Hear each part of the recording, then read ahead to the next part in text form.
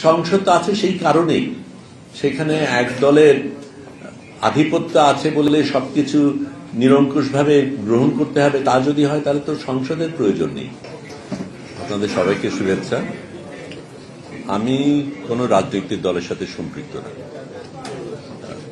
জুলাই সনদের ব্যাপারে আমার দ্বিমত আছে, সব ক্ষেত্রে যে আমি একমত তা না। আজকে গান্ধী এই অনুষ্ঠানটা শুরু হয়েছে তাতে আমি খুব খুশি হয়েছি।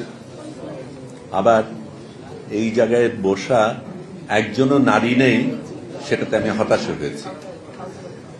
এমনকি এই জায়গায় যারা আছে তারা একজনও নারী না। আপনারা ওখানেই থাকেন, সেটা পরিবর্তন করতে হবে। এবং শিবির জামাতের ক্ষেত্রে নারীর বিষয়ে কিছু অবস্থান রয়েছে যেটা আমি ঘোর বিরোধিতা করি। তারপরেও আমি আজকে এখানে এসেছি। সেটার কারণ জুলাই সনদটা এতই গুরুত্বপূর্ণ, এত গুরুত্বপূর্ণ যে আমার দ্বিমত, কিছু জায়গায় দ্বিমত থাকা সত্ত্বেও, ভিন্ন চিন্তা থাকা সত্ত্বেও আমার থাকা উচিত, আমাদের প্রত্যেকের থাকা উচিত।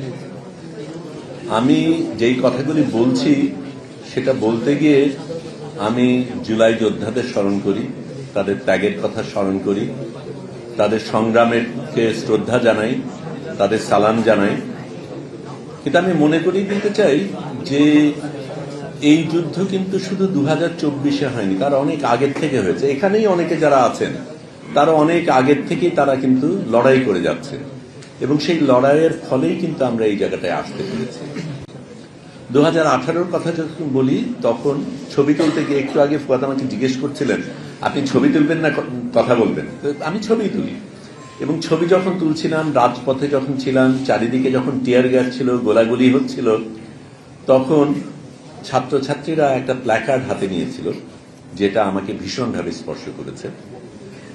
এই সরকারের মেরামত চাই, আমরা দেশের মেরামত চাই, রাষ্ট্রের মেরামত চাই।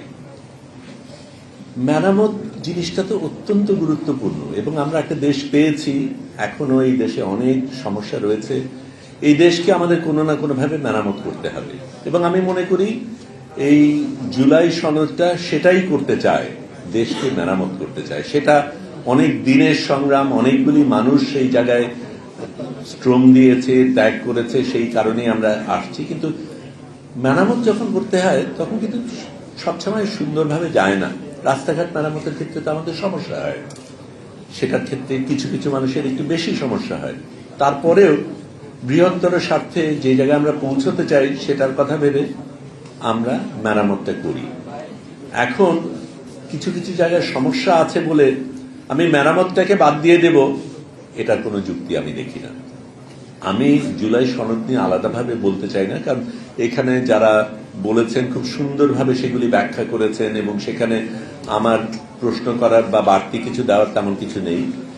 কিন্তু আমি এই জিনিসটা অবশ্যই বলতে চাই যে আমরা যেই ধরনের দেশ পেতে চাই, যেই দেশের স্বপ্ন দেখে আমরা এগিয়েছি, যেই দেশের স্বপ্নের কারণে এতগুলি মানুষ রক্ত দিয়েছে, রত্ন স্নাত যেই